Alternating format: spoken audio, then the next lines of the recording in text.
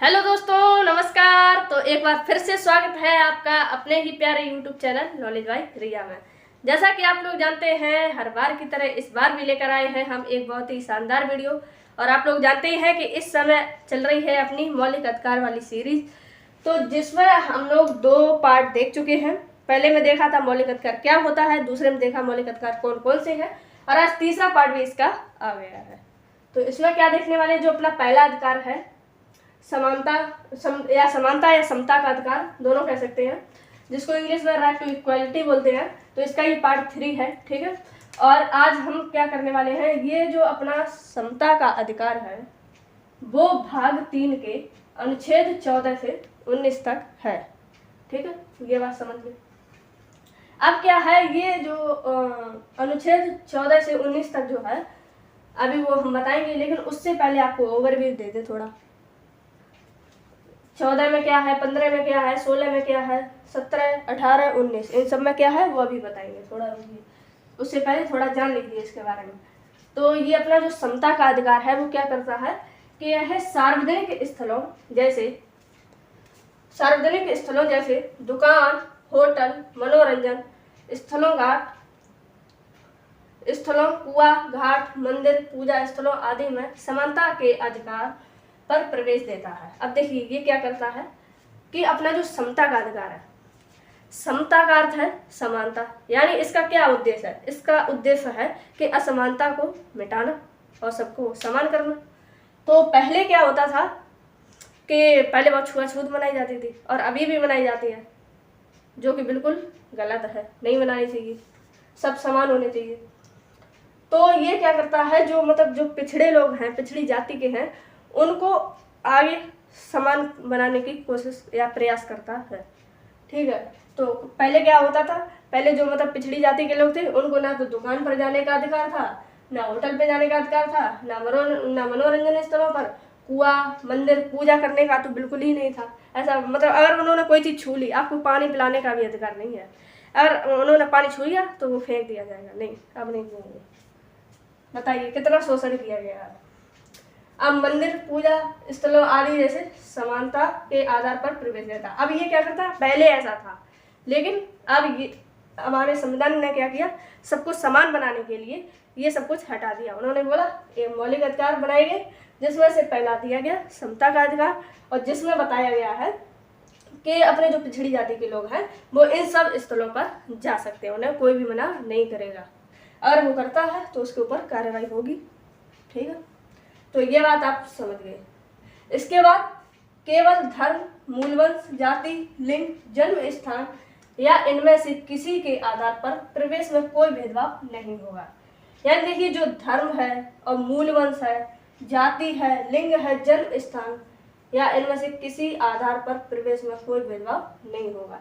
अब ये इनमें भी तो चलता था ना, कोई किसी और धर्म का है, कोई किसी और मूलवंश का है, कहीं क्या नाम भेदभाव उसमें भी तो चलता था। लिंग के यानी ये स्त्री है, ये पुरुष है, और जन्म किसी लोगों को जन्म से ही कुछ अधिकार प्राप्त थे और किसी को नहीं थे। तो इन सभी के आधार पर क्या होगा, किसी भी जगह प्रवेश में कोई भेदभाव नहीं होगा, सब जगह जा सकते हैं, कोई मनाही नहीं है, सब समान है, सब भाईचारे बनाकर रखिए और सब मस्त रहिए। इसके बाद यह उपर्युक्त अधिकारों पर, उपर्युक्त अभी जो बताए गए हैं, यह उपर्युक्त अधिकारों पर लोक सेवाओं में भी भेदभाव वर्जित करता है। अब लोक सेवाओं कैसे हैं, जैसे मान लीजिए कोई नौकरी वगैरह होती हैं, जो मान लीजिए यूपीएससी वगैरह जो है, ये सेवाएं जो हैं इन पर भी कोई भेदभाव नहीं होगा, सबको नौकरियां मिलेंगी, सब सेवा करेंगे देश की मिलकर, और सबसे अच्छा अपना विश्व गुरु बनाएंगे भारत को। इसके बाद छुआछूत की प्रथा असमानता का सबसे भद्दा रूप है। जैसा कि मैंने अभी आपको बताया, छुआछूत पहले बहुत मनाते थे, और जो क्या था, असमानता का सबसे भद्दा रूप है। असमानता ये प्रकट करती थी कहीं ना कहीं क्या पूरा ही करती ही थी। अब छुआछूत मना रहे हैं, बेचारे को कितना बुरा लगता होगा, बताओ। इसके बाद अब ये कुछ नहीं रहा, ना कोई छुआछूत, लेकिन अभी भी गांव में या फिर कहीं पर भी पूरी तरीके से ये समाप्त नहीं हुआ है, अभी भी चल रहा है। लेकिन आपको समर्थन करना है, आपको किस लिए पढ़ाया जा रहा है, इसीलिए तो पढ़ाया जा रहा है, ताकि आप लोग समझदार बने और इन सब चीज़ों से हटें, इन सब मिथ्या से हटें और समझदार बनकर सभी को समान करें, अपने देश को आगे बढ़ाएं, उन्नति की ओर लेकर जाएं। अभी विकासशील है, फिर विकसित देश बनाएं। इसके बाद समता का अधिकार या समता के अधिकार के द्वारा इसे समाप्त कर दिया गया। फिर क्या हुआ, ये सब भैया वो प्रॉब्लम झेल रहे थे, अब इनका प्रॉब्लम का सॉल्यूशन भी लेकर आया। कौन लेकर आया? अपना समता का अधिकार। वही बताया गया, समता के अधिकार द्वारा इसे समाप्त कर दिया गया है। ठीक है, हाँ तो आइए देखते हैं क्या था।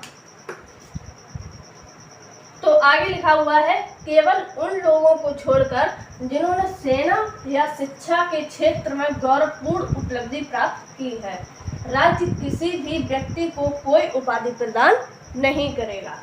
अर्थात इसमें क्या कहा गया है, वो कहते हैं कि केवल उन लोगों को छोड़कर, किन लोगों को छोड़कर?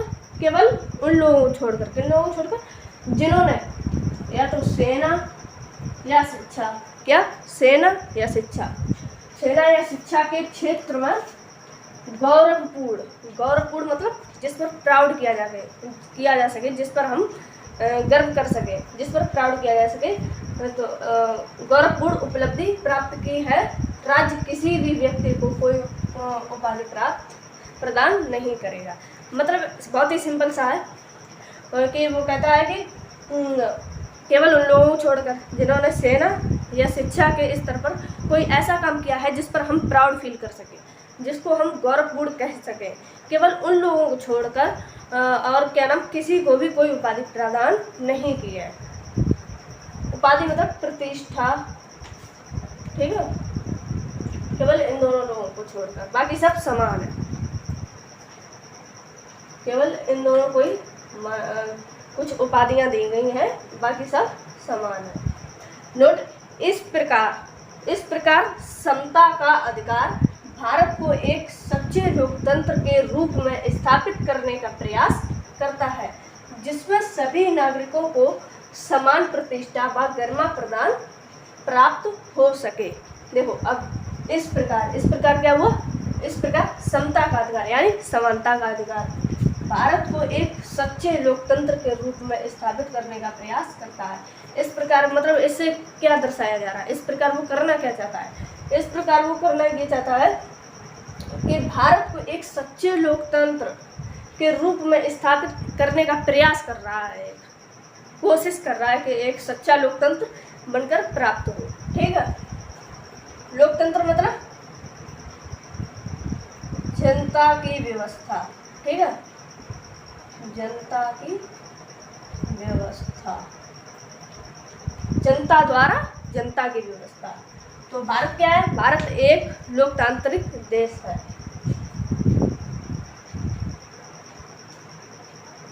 और गणतंत्र और लोकतंत्र एक ही होता है, ठीक है, ये भी समझ लीजिए। हाँ, तो प्रयास करता है जिसमें सभी नागरिकों को समान प्रतिष्ठा व गरिमा प्रदान होती है, जिसमें क्या होता है कि जो जितने भी नागरिक हैं उन सबको समान प्रतिष्ठा मिलती है। क्योंकि पहले असमानता थी, भेदभाव था जाति के, लिंग के और न जाने किस किस के, तो उन सब के लिए क्या हुआ कि असमानता मिटाई गई और क्या हुआ, समान प्रतिष्ठा सबको दी गई व गरिमा प्राप्त हो सके, इसका प्रयास किया गया। ठीक है, समान प्रतिष्ठा मिल सके और सबको गरिमा प्राप्त हो सके। तो गरिमा क्या है? गरिमा मतलब सेल्फ रिस्पेक्ट, सबकी अपनी अपनी सेल्फ रिस्पेक्ट होती है। ठीक है, तो गरिमा प्राप्त हो सके। ये वो वाली गरिमा नहीं है आपके पड़ोस में या फिर आपकी कोई फ्रेंड। वैसे मेरी भी एक फ्रेंड है, उसका नाम भी गरिमा है, वो मेरी वीडियो देखती नहीं है, इसलिए मैंने आपको चुपचाप बता दिया। ठीक है, अब उसको पता ना चल जाए,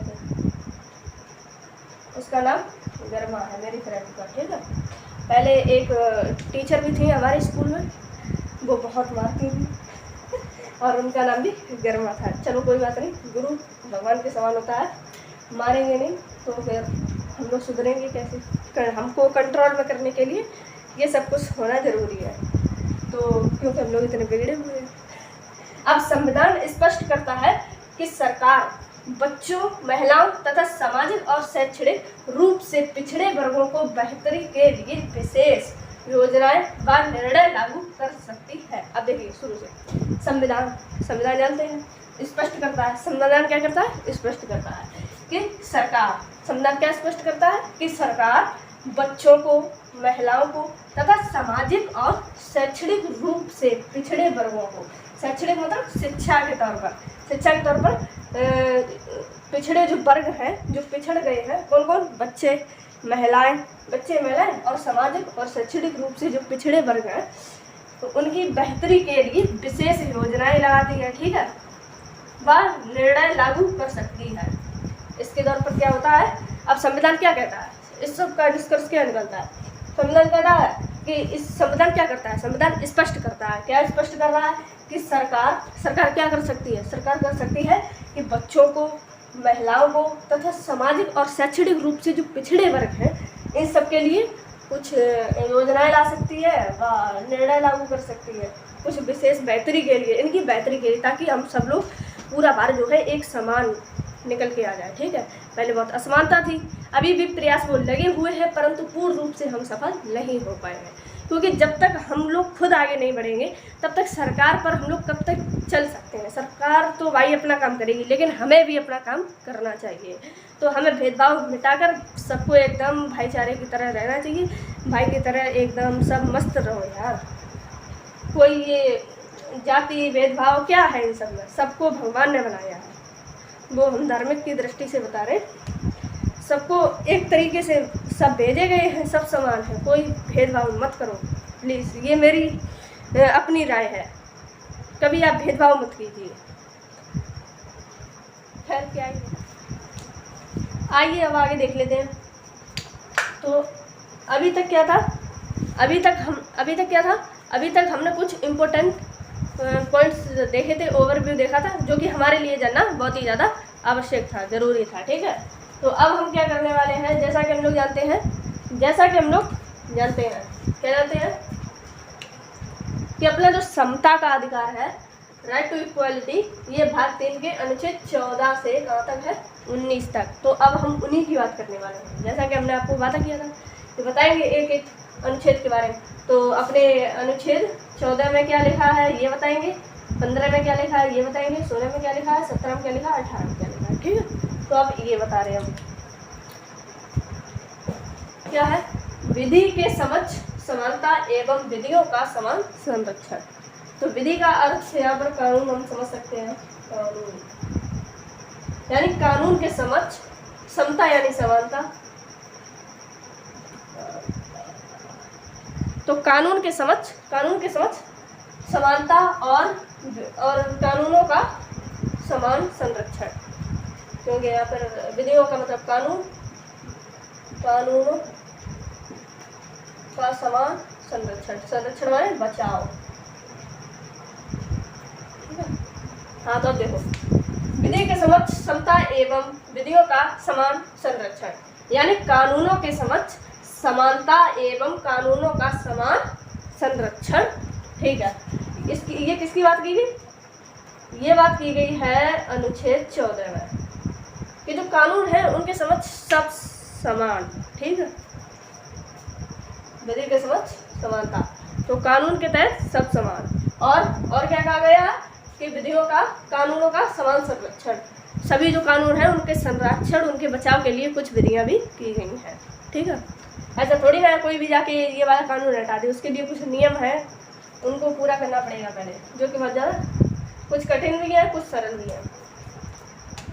इसके बाद अपना आता है अनुच्छेद 15। अनुच्छेद 15 में क्या, ये गोला करना बेकार है, ठीक है, अब ठीक है। हाँ तो अनुच्छेद 15 क्या कहता है, वो कहता है अपने संविधान में भाग 3 का, जो अपना भाग 3 है, तो और वो क्या, उसमें 14 से 19 तक जो अनुच्छेद हैं, वो क्या है, समता का अधिकार है। उसमें अनुच्छेद 15 क्या कहता है, 15 ये कहता है कि धर्म, मूलवंश, लिंग, जन्म स्थान के आधार पर भेदभाव नहीं होगा, यानी कि जितने भी भेदभाव थे वो सारे अनुच्छेद 15 के तहत खत्म किए गए। और आर्टिकल 15 पर एक मूवी भी बनी है, बहुत ही शानदार मूवी है, आपको जरूर से देखनी चाहिए, मैंने भी देखी है। और अगर आप मान लीजिए कहीं, क्योंकि हमारा क्या कर्तव्य है, हमारा कर्तव्य बनता है कि हम जो जितने भी अपने संविधान में मौलिक अधिकार वगैरह हैं, कानून है, उन सब का हम उल्लंघन ना करते हुए उन पर कार्य करें, ठीक है, उनको माने। तो अगर आप मान लीजिए कहीं जाते हैं और आप भेदभाव नहीं करते, सबको समान मानते हैं, तो कोई कहता है कि तुम क्यों नहीं भेदभाव मान रहे हो, इनको इतना आगे क्यों बढ़ा रहे हो, तो कहना हमारे एकदम हक से कहना कि हमारे अनुच्छेद 15 में भाग 3 के अनुच्छेद 15 में ये बात लिखी है कि धर्म, मूल वंश, लिंग, जन्म स्थान के आधार पर भेदभाव नहीं होगा, ठीक है, बिल्कुल एकदम शानदार, उसका मुंह बंद हो जाएगा जो भी आपसे कहेगा ये कि तुम ही आगे बढ़ा रहे हो। ऐसा यार बहुत होता है, अपने गांव में भी हर जगह भेदभाव चल रहा है, पता नहीं क्यों। देखिए, जब भेदभाव जो है किसी कौन हमें अधिकार कौन दे रहा है भेदभाव मानने का? ना तो हमारा संविधान हमें ये अधिकार देता है कि हम भेदभाव बनाएं, ना तो हमारा धर्म ही हमें देता है, कोई भी नहीं देता है।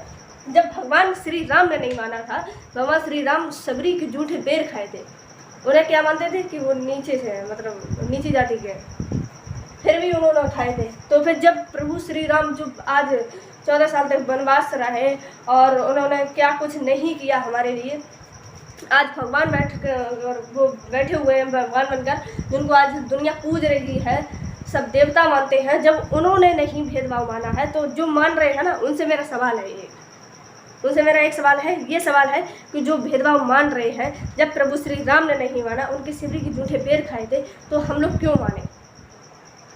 हम लोगों को कौन अधिकार दे रहा है भेदभाव मानने का? तो हम क्या उन श्री राम से ज़्यादा बढ़कर हैं? कुछ नहीं है ना, उनके लिए हम बहुत मामूली सी चीज़ है, कुछ भी नहीं है। भेदभाव कतई मत बनाना आप, बिल्कुल भी नहीं, बहुत गलत चीज़ है, बहुत शोषण हुआ है उन लोगों का, अब और मत करना भाई साहब, क्योंकि आज के बच्चे ही, आज जो हम लोग हैं वो ही आगे का भविष्य है।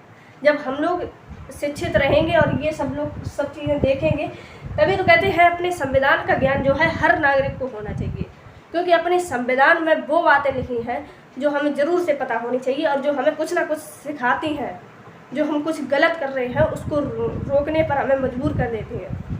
तभी कहते हैं कि संविधान का ज्ञान हर किसी को होना चाहिए, लेकिन आप लोग हो के शेयर ही नहीं करते, किसी को सपोर्ट करो भाई। आखिरकार सरकार कहाँ तक करेगी? हमें भी जब आगे कदम बढ़ाना पड़ेगा, सब मिलकर करेंगे तभी तो बदलाव होगा, तभी तो अपना देश आगे बढ़ेगा, तभी तो विश्व गुरु बनेगा।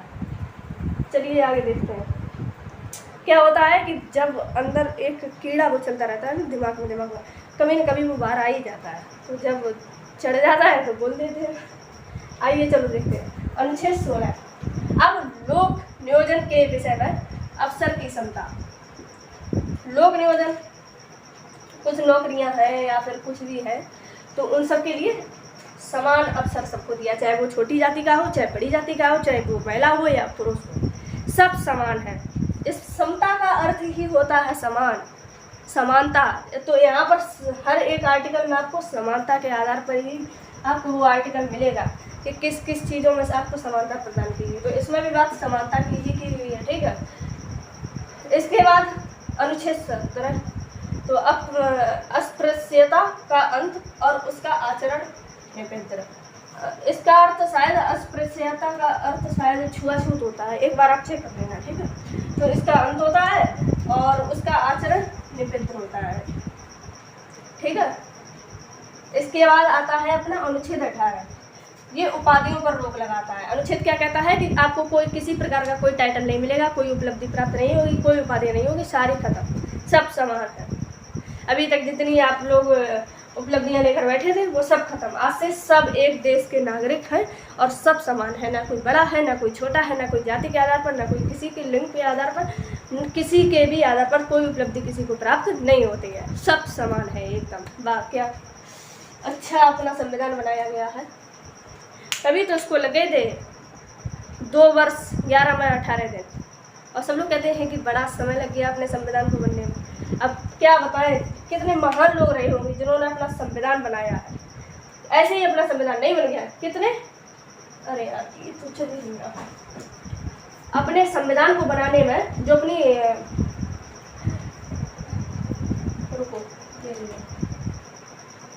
जो अपनी संविधान सभा थी, ठीक है, तो उसने क्या किया, संविधान सभा ने क्या किया, 60 देशों का लगभग 60 जिसको हम बोलते हैं, यहाँ पर लिख दे रहे, 60 देशों का क्या किया? 60 देशों के संविधान का अध्ययन किया। 60 देशों के संविधान का अध्ययन किया। ये चीज़ आपको पता होनी चाहिए, ठीक है, बहुत जरूरी है आपके लिए। अपने संविधान को बनाने से पहले या बनाने के लिए अपनी जो संविधान सभा थी उसने क्या किया? लगभग 60 देशों के संविधान का अध्ययन किया। अब सोचिए, हम लोग एक किताब नहीं पढ़ पाते हैं, कहते हैं सर सिलेबस बहुत बड़ा है, सर सिलेबस बहुत बड़ा है, क्या करें, एक ही साल है हमारे पास। अब बताइए, 60 देशों के संविधान को पढ़ डाला, उसके बाद अपने संविधान को बनाया। अब 60 देशों के संविधान को जब पढ़ा, उसमें से अच्छी अच्छी चीज़ों को निकाला, उसके बाद अपने संविधान में बनाएंगे। इसलिए अपने संविधान को विश्व का सबसे बड़ा लिखित संविधान और सबसे अच्छा संविधान कहा जाता है। तो गर्व से कहिए कि हम भारतीय हैं, ठीक है। और इसी के साथ, इसी जोश और इसी शानदारी के साथ आज का हम अपना वीडियो यहीं पर समाप्त करते हैं। और यदि आपको वीडियो अच्छा लगा हो तो प्लीज़ हाथ जोड़ से आपसे रिक्वेस्ट है कि इस वीडियो को ज़रूर से ज़रूर शेयर करें, बल्कि हमारी हर वीडियो को शेयर किया कीजिए आप। लगभग 5-10 दोस्तों को या किसी को भी शेयर कीजिए, क्योंकि यार ये पता होना चाहिए सबको, ठीक है। समर्थन कीजिए, आगे बढ़ाइए देश को अभी से। जब हम अभी से प्रयास करेंगे ना तो आगे तक बहुत समझदार बन जाएंगे। तो इसलिए समर्थन करना चाहिए, ठीक है। ज़्यादा से ज़्यादा शेयर कीजिए। लाइक हम तो कभी मांगते नहीं हैं, अगर आपको पसंद आया हो तो कर दीजिए, वरना कोई बात ही नहीं है। और कमेंट में ये ज़रूर बता देना कि कहाँ पर आपको कोई दिक्कत हुई है, कहाँ पर कैसा था वीडियो, वो भी अपनी राय ज़रूर दे देना। और ये बता देना कि कहाँ से। देखिए, आप लोग भाई सपोर्ट नहीं करते हैं, ये बात बहुत गलत है। सपोर्ट आपको ज़रूर से करना चाहिए। कोई बंदा यहाँ पर आता है, आपको बताता है, आपके लाइफ में कुछ वैल्यू ऐड कर रहा है, आपको एक बहुत लंबी सोच तक ले जा रहा है, तो कम से कम भाई सपोर्ट कीजिए, तभी फिर मज़ा आएगा, फिर और जोश के साथ हम वीडियो बना पाएंगे।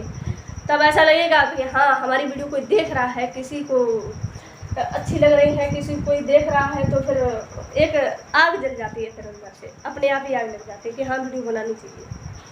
और ऐसे आप लोग सपोर्ट नहीं करते तो फिर मन निराश हो जाता है। चलिए कोई बात नहीं, आपकी मर्जी, मेरा तो काम ही है बताना और आपको बताना। अब आप सपोर्ट करें ना करें, आप ही बता सकते हैं, ठीक है। तो धन्यवाद, मिलते हैं आपको बहुत जल्द एक नए वीडियो के साथ। तब तक के लिए बने रहिए रिया दुबे के साथ। जय हिंद, जय जवान, जय किसान, सावधान।